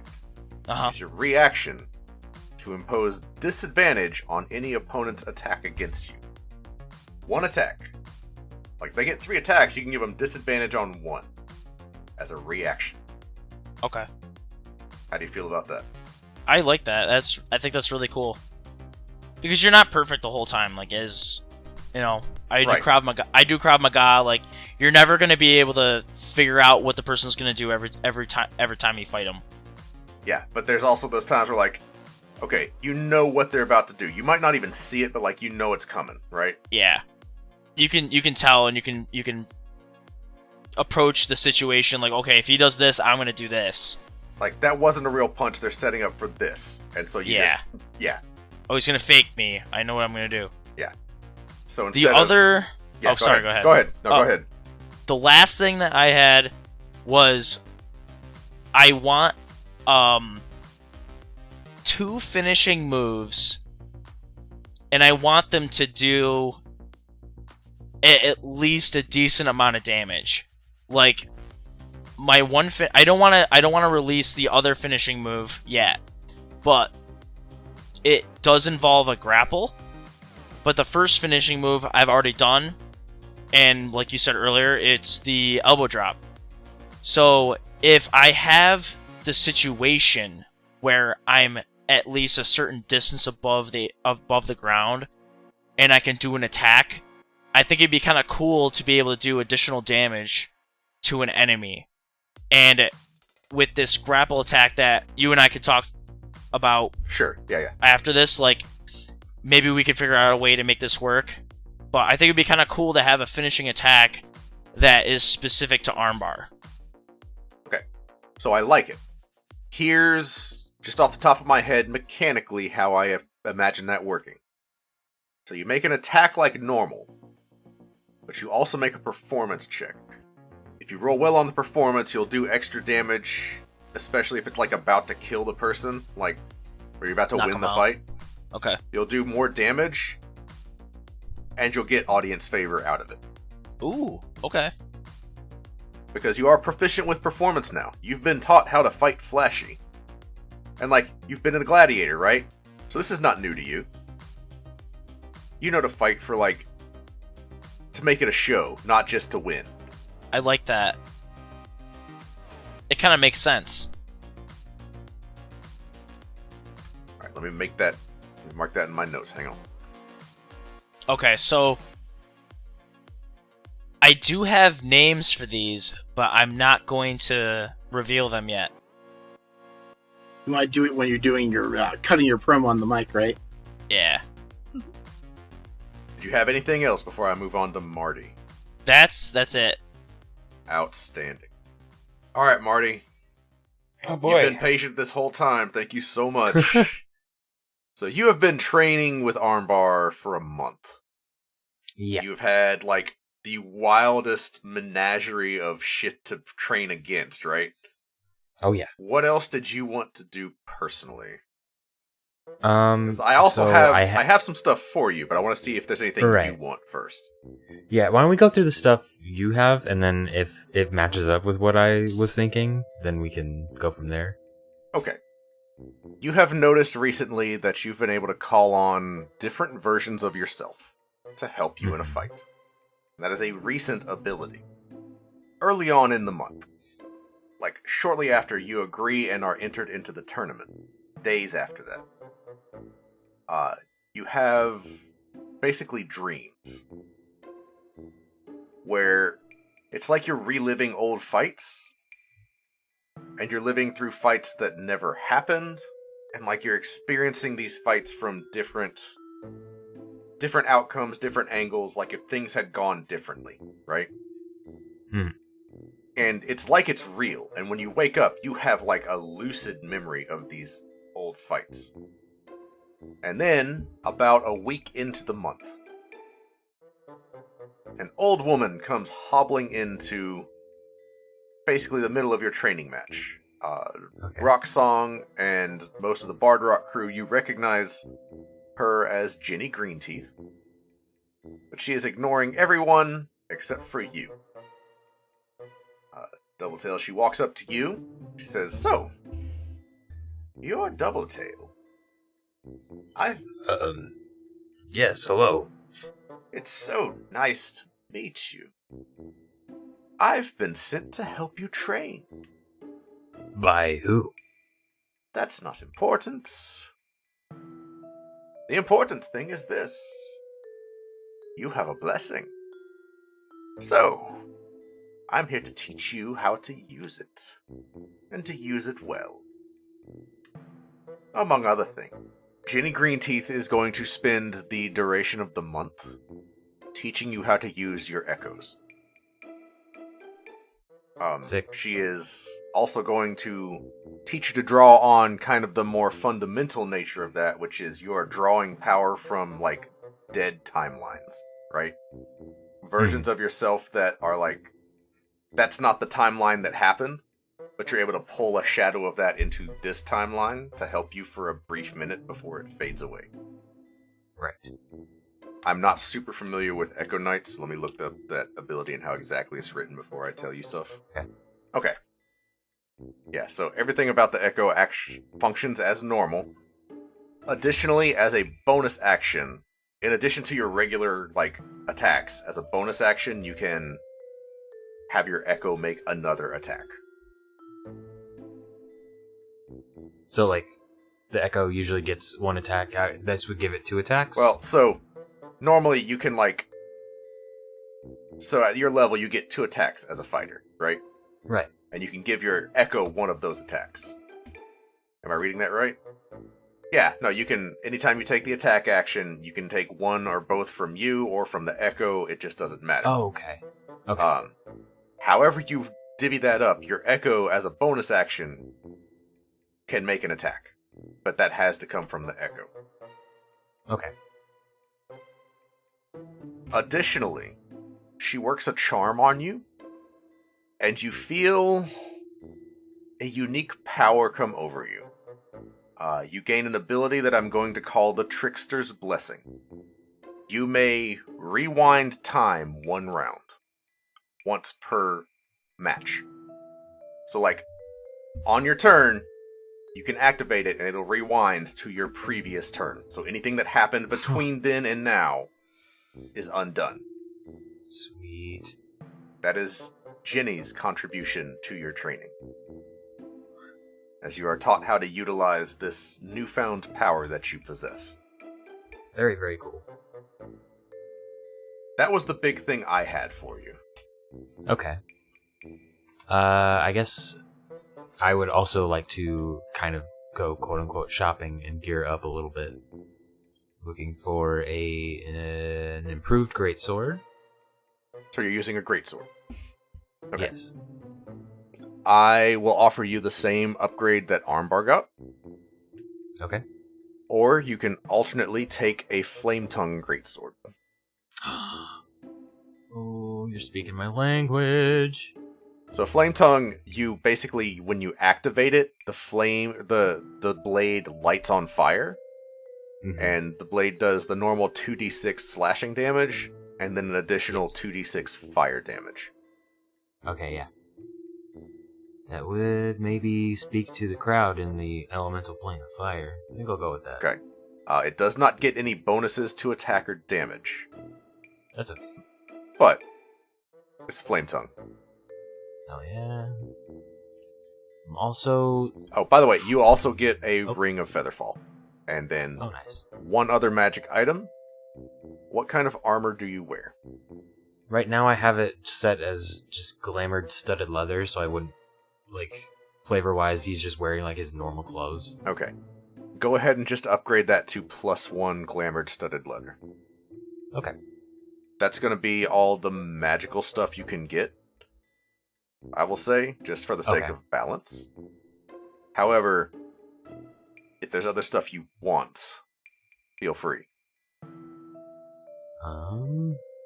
Yeah, I think that's pretty much it on Berrigan's part.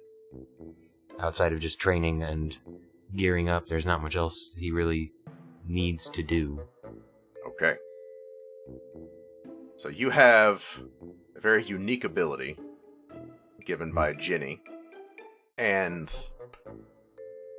you are training with Armbar. You guys, I will say you also become proficient in performance, if you were not Okay. already. Just because you are getting the same training that Armbar is, you definitely do not need to Right. learn how to read. No, you see, What Barry, the this is letter shit? R. I am proficient in performance, so...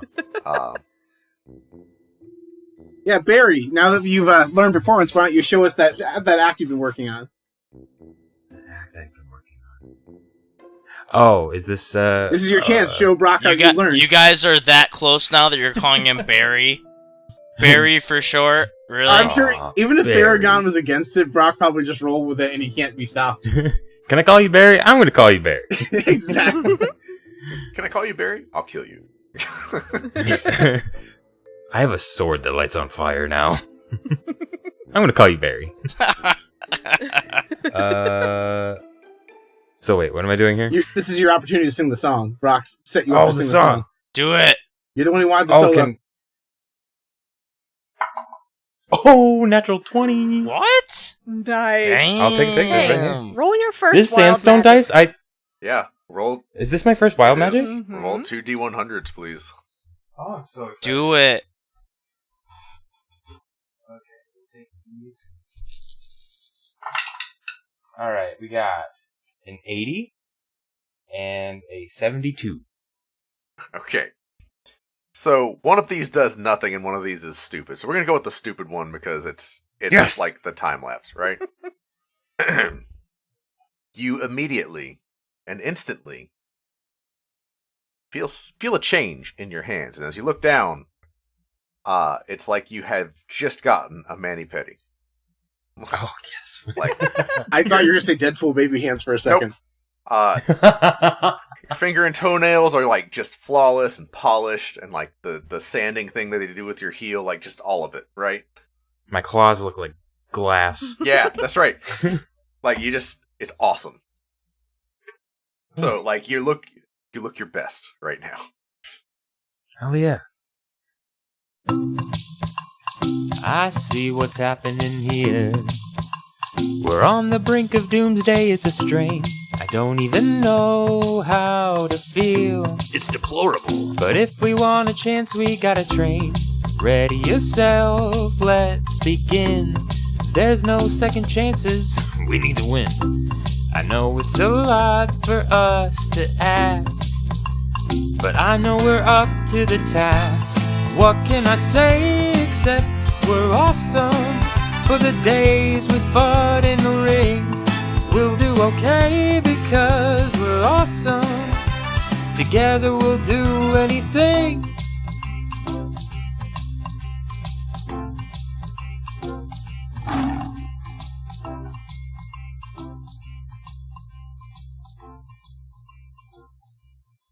All right, so you finish your wonderful natural 20 solo, which checks out because Marty actually sings and I'm a hack. And Brock is just clapping like, excellent, great job, Barry. I knew you had it in you. I've been practicing all month.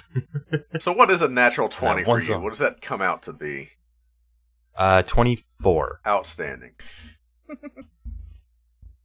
All right. Oh, I love this. So we promised to wrap back around to Nadir at the very end. Mhm. I've been in suspense for the last hour and a half. So it's getting late, so I don't want to like belabor the issue. But All right. Nadir, what would you like to do? As we draw to a close on the month, it's about 2 days before we're scheduled to be transported away, and it's a little bit late, maybe like 11:30 at night, and Nadir's found himself in the basement of the Bard Rock Cafe, staring at the obelisk. He sort of weighs his options about what he believes to be a very large calamity at hand. And having made no real progress in his research over the last month, steels his resolve, puts his hand on the structure, and enters the library inside the obelisk that Brock told him about. And as you kind of will this to happen, the obelisk responds to your presence. And again, you touch the obelisk, you gain tongues for the next hour. Sure. But your world twists and bends in on top of itself.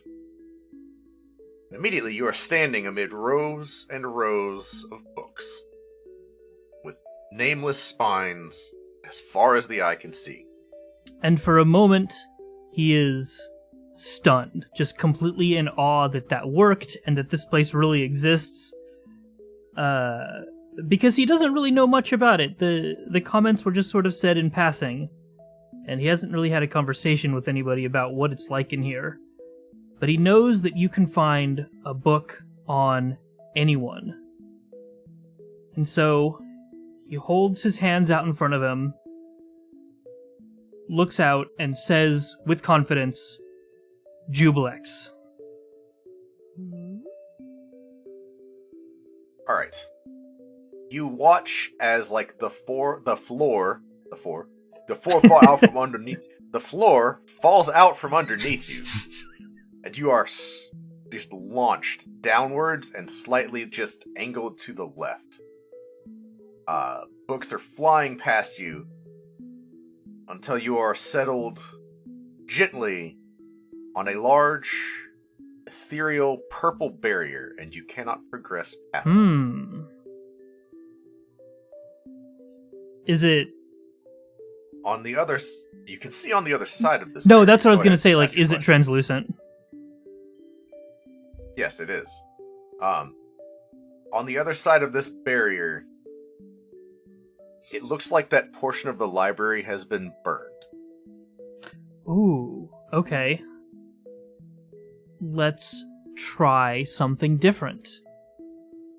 And he does the same thing, where he very confidently proclaims, Zugtmoy. You do not move an inch. You are already there. Lolth. You are transported less distance this time. The purple barrier begins to like mingle with red and orange. You still find yourself stuck on this side of it. But it's where the library had been burned. You reach a part that is still vibrant and, intact. You're looking on the other side, and all the books are intact, but you can't get to them. Okay. In the area that's on, like, my side, I'm assuming there are still books, like, around me, right? Yes. What kind of books are they? Who are they about? Do you reach out and just grab one? Yeah. Or, like, if there's titles on the spines or whatever. I don't know how these are. There are no titles on the spines. Okay. Yeah, then he just, like, grabs a random one, sees if he can figure out, like, who it is. If he recognizes the name or anything. Roll a history check for me.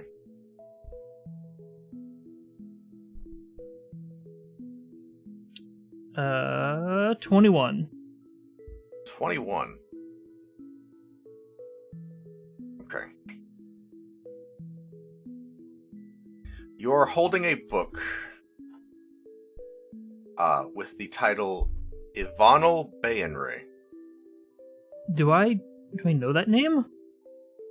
You would recognize it as the matron mother of House Bayenre of the Drow city of Minzo Barenzen. Okay. Me as a person, Justin, doesn't think that this would be particularly relevant, but is it? Well, so you mentioned Lolth, so you are as close to Lolth as you can be without being on the other side of the barrier. Okay. Matron Bayenre is one of Lolth's strongest servants. I would say you would probably just know that with a history of 20. Okay. And the reason you know that is because she is Driz Do'Urden's mother. No, is that right? I don't Yes, know. Alright. I'll take your word for it. Yeah, Driz's mother. Okay. I am going to look at the last few pages. These books, they go up to current, right? They don't go into the future? Yes. Okay. So this book, you flip to the very end. It is at the very back of the book, and it is in 1358. And it describes her death at the hands of Brunor Battlehammer. Okay. Do I know the names of any current drow that are near to Lolth? I would say probably not, just because Okay, that's fair. that would require being pretty close to a very hostile cult. That's fair. You know of this one just because Drizzt is universally known as the good drow and the exception to the rule. Okay. And she is his mother, and she was, until she was killed, one of the most terrifying servants of Lolth ever living. Okay. In that case, now that I'm in a sort of safe part of the library, at least one that's not on fire or burned, past tense. Yeah, I was gonna say, it's not on fire. Whichever one you said. Yeah, burned. Okay. He's gonna study the barrier that he's on top of. Is it, like, are there sigils on it? Is there any, like, it looks to markings? be just Yeah, it is a wall of force. Ooh, okay. Just pure energy between you and the other side.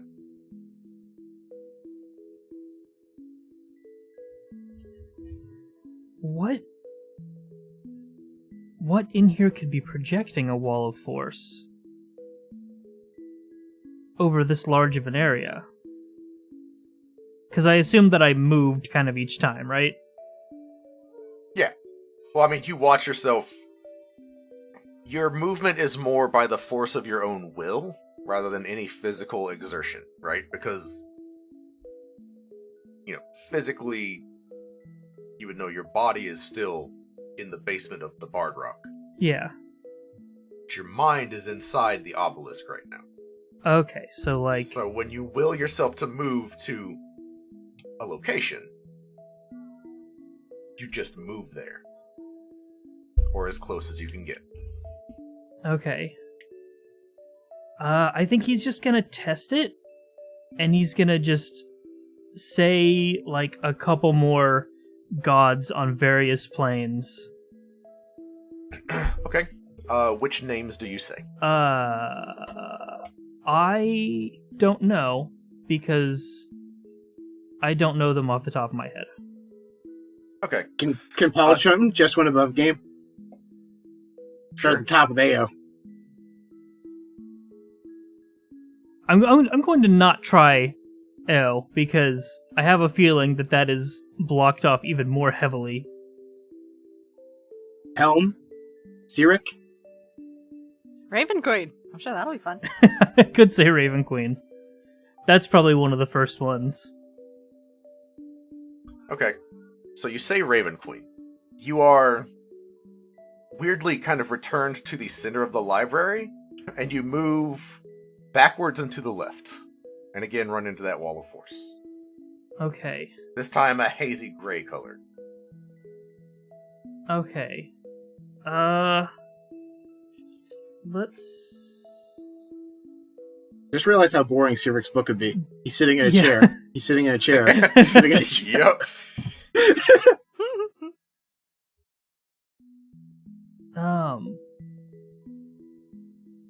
Oh God.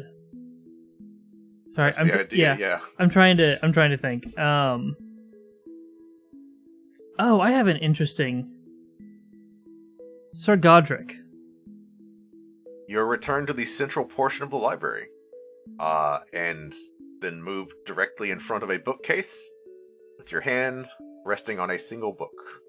Alright, I want to take that book, and I want to look at, a month-ish ago, and see, does the book describe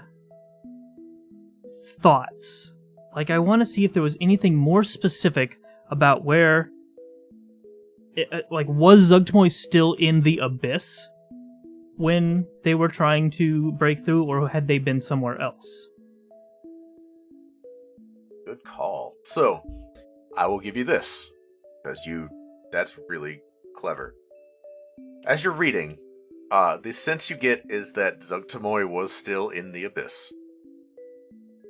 She was desperately trying to escape, because the Abyss was being destroyed from the bottom up.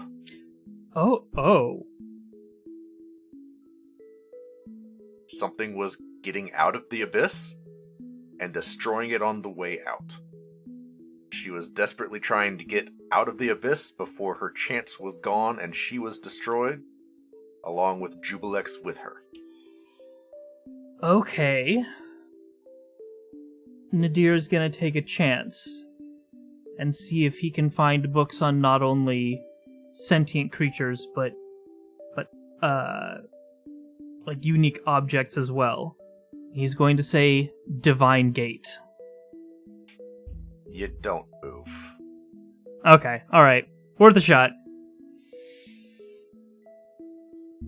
So, something is destroying at least the Abyss, possibly other outer planes. You get the feeling that your time is drawing to a close and that you're about to be ejected. You have about one more before you are done. So make it count.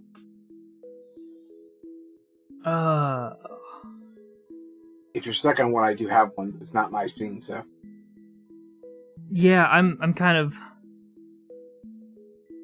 The Tablet of Fate has a Lynn- book in its own library. You can look at what happened to it before it came to Faerun. Yeah, that's what I was trying to move towards by saying an object.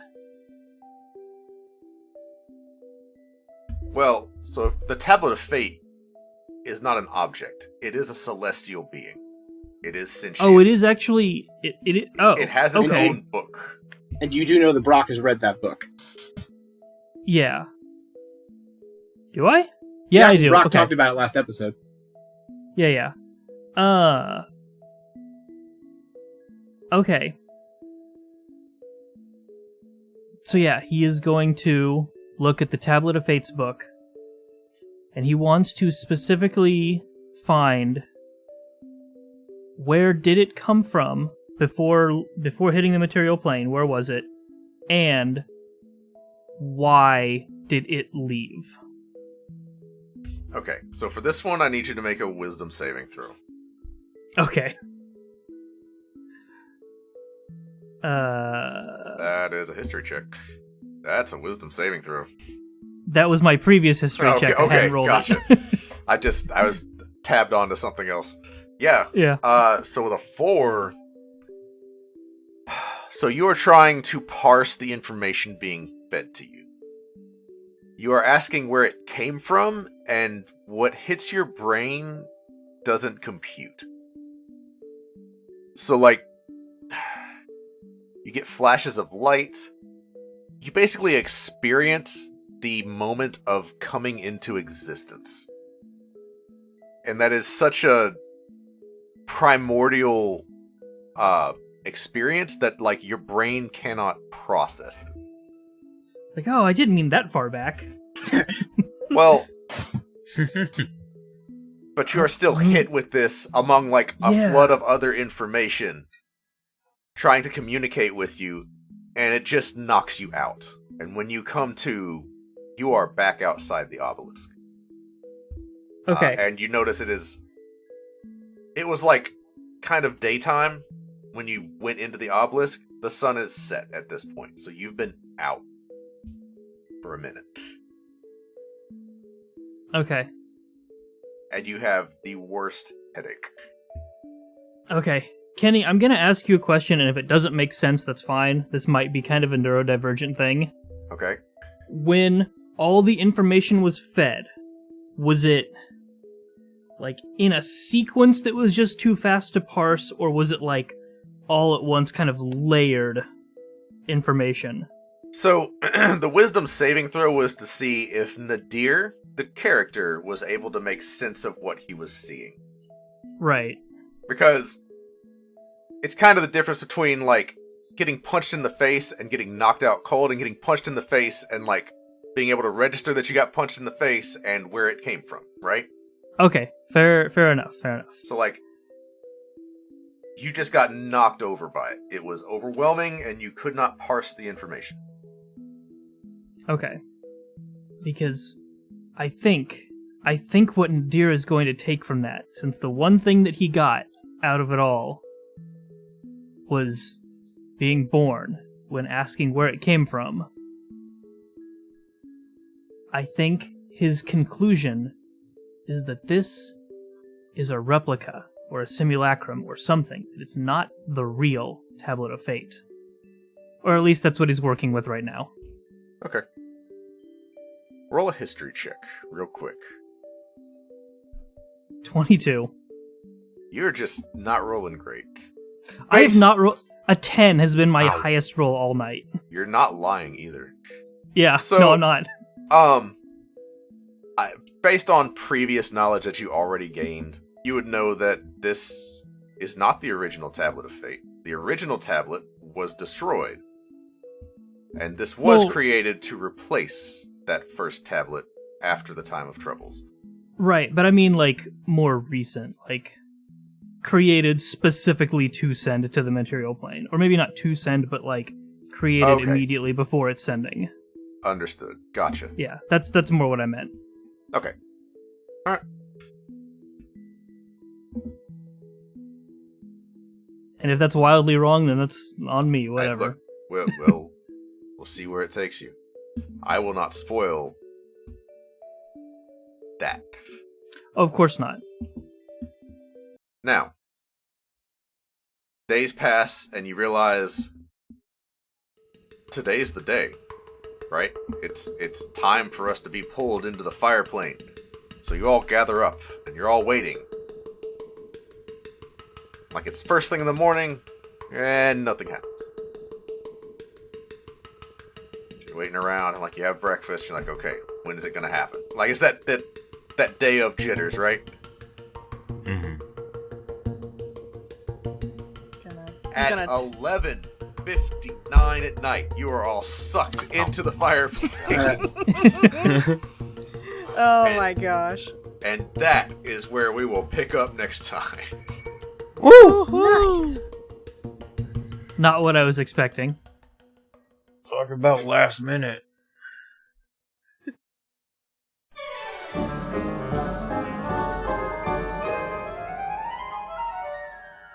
Isn't this basically just the same thing as before? Do you have a degree in marketing? Because I have a degree in marketing. He's got you there, Doubletail. Your only degree's in the School of Hard Knocks. Sure, whatever. Paycheck's a paycheck, I guess. That's the spirit. Thanks for listening to Bard Rock Cafe. We have the best fans. Remember to follow us on social media so you never miss an update, and be sure to check out our sponsor, Dragon Master Games, for your TTRPG needs.